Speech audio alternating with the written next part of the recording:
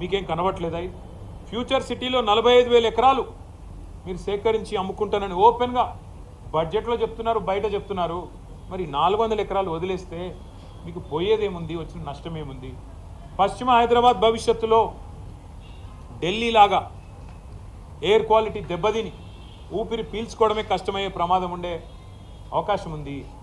మీరు ఈ 2,400 2,500 ఎకరాలు ఇట్లే ఉండనిస్తే సెంట్రల్ యూనివర్సిటీ కింద అది బ్రహ్మాండంగా మరి మనకి ఇక్కడ లంగ్ స్పేస్ లాగా కూడా ఉపయోగపడుతుంది, ఒక విశ్వవిద్యాలయానికి కూడా ఉపయోగపడే అవకాశం ఉంది.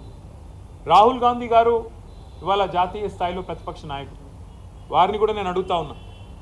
హైకోర్టులో ఆల్రెడీ పిల్లు పడ్డది, ఒక ఎన్జిఓ వాళ్ళు వేసినారు, ఇది పర్యావరణ సమతుల్యత దెబ్బతీస్తుంది అని. ఆ పిల్లు రాకముందే నీ ప్రభుత్వం ఇంత ఆగమాగం చేస్తుంటే, పిల్లల్ని ఇష్టం వచ్చినట్టు కొడుతుంటే, గతంలో ఇదే రాహుల్ గాంధీ గారు హైదరాబాద్ సెంట్రల్ యూనివర్సిటీకి ఆనాడు 2 సార్లు వచ్చినారు ఒకటే నెలలో. రోహిత్ వేములా గారు చనిపోయినప్పుడు 2 సార్లు వచ్చినారు ఒకటే నెలలో. కానీ ఇటువైపు ఇప్పుడు కనీసం తిరిగి కూడా చూడట్లేదు, కనీసం ఒక మాట కూడా ముఖ్యమంత్రి గారికి చెప్పాలన్న ఆలోచన కూడా రాహుల్ గాంధీ గారికి వస్తలేదు. ఇదే రాహుల్ గాంధీ గారు బొంబాయి మహానగరంలో ఆర్ఏ ఫారెస్ట్లో 800 ఎకరాల్లో 2,500 చెట్లు కొట్టేస్తారంట. అంటే అక్కడ మెట్రో నిర్మాణం కోసం అక్కడ ఒకటి షెడ్ కడతారంట. అంటే ఇదే రాహుల్ గాంధీ గారు హడావుడి చేసినారు. అయ్యో ముంబైలో లంగ్ స్పేస్ లేకుండా పోతుంది, ముంబైలో పర్యావరణ సమతుల్యత దెబ్బతింటుంది, ఇన్ని 100 ఎకరాలు పోతే ఎట్లా కాంక్రీట్ జంగల్గా ముంబై మారిపోయింది అన్నారు. మరి ఇవాళ హైదరాబాద్, పశ్చిమ హైదరాబాద్ ఏమైపోయినా పర్వాలేదా? కేవలం మీ కాంగ్రెస్ ప్రభుత్వానికి డబ్బులు రావడానికి, వేల కోట్ల రూపాయలు సంపాదించుకోవడానికి, పిల్లల భవిష్యత్తు, హైదరాబాద్ భవిష్యత్తు నాశనమైనా పర్వాలేదా? ఉన్న కొద్ది లంగ్ స్పేసెస్ని ఇష్టం వచ్చినట్టు అమ్ముతారా? ఇది మీకు సమ్మతమైన రాహుల్ గాంధీ గారు? ఒక ఆర్ఏ ఫారెస్టే కాదు, ఇదే రాహుల్ గాంధీ గారు ఛత్తీస్గఢ్లో హస్దియో అనే ఫారెస్ట్ ఉంది, HASDEO. ఆ ఫారెస్ట్ని అక్కడున్న బీజేపీ ప్రభుత్వం అక్కడ మైనింగ్కి అవకాశం ఇస్తే ఇదే రాహుల్ గాంధీ గారు గొంతు చించుకున్నారు. పర్యావరణం దెబ్బతింటుంది, అర్జెంటుగా కాపాడాలా, దీన్ని రద్దు చేయాలా అని మాట్లాడినారు. మళ్ళీ ఇవాళ కాంగ్రెస్ పార్టీ గొంతు ఎందుకు పెగలట్లేదు? నేను ఈ పిల్లలందరికీ ఒక మాట ఇచ్చాను, ఖచ్చితంగా మా పార్లమెంట్ సభ్యులు 4వ తారీఖు దాకా ఏదైతే పార్లమెంట్ సమావేశాలు జరుగుతూ ఉన్నాయో, రాజ్యసభలో మా పార్లమెంట్ సభ్యులు ఈ అంశాన్ని ఖచ్చితంగా లేవనెత్తుతాం, ఖచ్చితంగా వారిని మరి అడుగుతాం, కేంద్ర ప్రభుత్వాన్ని కూడా అడుగుతాం, మీ స్టాండ్ ఏంది అని. ధర్మేంద్ర ప్రధాన్ గారిని అడుగుతాం, మీరు ఎందుకు జోక్యం చేసుకోవట్లేదని, కేంద్రం ఎందుకు పట్టించుకోవట్లేదని అడుగుతాం. కానీ ఇవాళ వాస్తవం ఏంది అంటే, రేవంత్ రెడ్డి గారు ఎలక్షన్ ముందే చెప్పారు, రియల్ ఎస్టేట్ అంటే రేవంత్ రెడ్డి, రేవంత్ రెడ్డి అంటే రియల్ ఎస్టేట్ అని. ఫస్ట్లో మనమే అప్పుడు జాగ్రత్త పడి ఉండాలి. ఎలక్షన్లు అయిపోయిన కొత్తలో, ఎలక్షన్ కంటే ముందో ఆ రోజు వచ్చిండు, అక్కడ ఫుట్బాల్ ఆడిండు హెచ్సియూలో. హెచ్సియూకి వచ్చిండు, ఫుట్బాల్ ఆడిండు, అప్పుడే కన్ను పడ్డది భూముల మీద. ఇప్పుడు పిల్లల్ని ఫుట్బాల్ ఆడుతూ ఉన్నాడు, లెక్క చేయట్లేదు.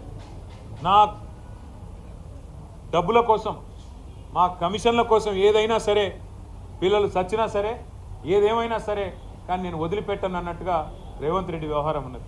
మరి నేను అడుగుతున్నా, మీకు బాధ్యత లేదా రాహుల్ గాంధీ గారు? మీ ముఖ్యమంత్రిని నియంత్రించాల్సిన బాధ్యత, ప్రజాస్వామికంగా ఉండాల్సిన బాధ్యత, ప్రజాపాలన అన్నప్పుడు అందులో కొద్దిగా ప్రజాస్వామిక స్ఫూర్తి ఉండాలనే ఇంగితం మీకు లేదా?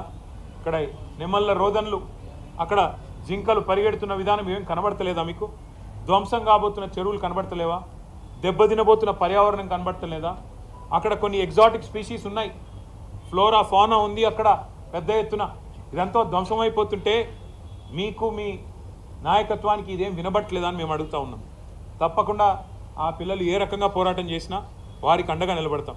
మొన్న ముఖ్యమంత్రి గారు అన్నారు అసెంబ్లీలో, హెచ్సియూలో గుంట నక్కలు ఉన్నాయట.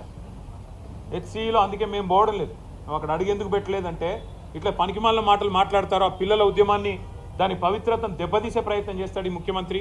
ఆయన చిల్లర వ్యాఖ్యలతో ఆ పిల్లలు కొట్లాడుతున్న దానికి అపవిత్రతను ఆపాదించి ఇదేదో రాజకీయ దురుద్దేశాలతో జరుగుతున్న పోరాటం అని చెప్పి ఆ పిల్లల ఉద్యమాన్ని కూడా మలినం చేసే మూర్ఖుడు ఈ ముఖ్యమంత్రి. అందుకే మేము కొద్దిగా దూరంగానే ఉన్నాం. మాకు కూడా ఫోన్లు వస్తూ ఉన్నాయి, అన్న మీరు రండి, మీరు ట్విట్టర్లో పెడితే కాదు, మీరు కూడా రండి అంటున్నారు. కానీ మేము అక్కడ పోగానే ముఖ్యమంత్రి ఏమంటాడు, ఇగో ఇది బీఆర్ఎస్ వాళ్ళు చేయిస్తున్నారు, ఇదంతా మాకు తెలుసు ముదే, ఇదంతా వీళ్ళే అని ఇష్టం వచ్చినట్టు పిచ్చివాగుడంతా వాగుతాడు. అందుకే మేము సరైన వేదికల్లో ఈ అంశాన్ని ఎత్తుతాం. అటు పార్లమెంట్లో లేవనెత్తుతాం, అవసరమైతే ఇటు కోర్టులో కూడా మేము కూడా పోతాం, కోర్టుకి కూడా. ఏ రకంగా ప్రభుత్వం ఇష్టం వచ్చినట్టు పోతుంది, ఎన్వైరన్మెంటల్ ఇంపాక్ట్ అసెస్మెంట్ లేకుండా ఎందుకు చేస్తున్నది ఈ కార్యక్రమాలు అని అడుగుతాం. ప్రజాక్షేత్రంలో నిలదీస్తాం. ముఖ్యమంత్రి గారు చెప్పిన మాటలు గుర్తు చేస్తాం. ఇదే ముఖ్యమంత్రి కదా ఎన్నికలకు ముందు పిసిసి అధ్యక్షుడు ఏం చెప్పాడు?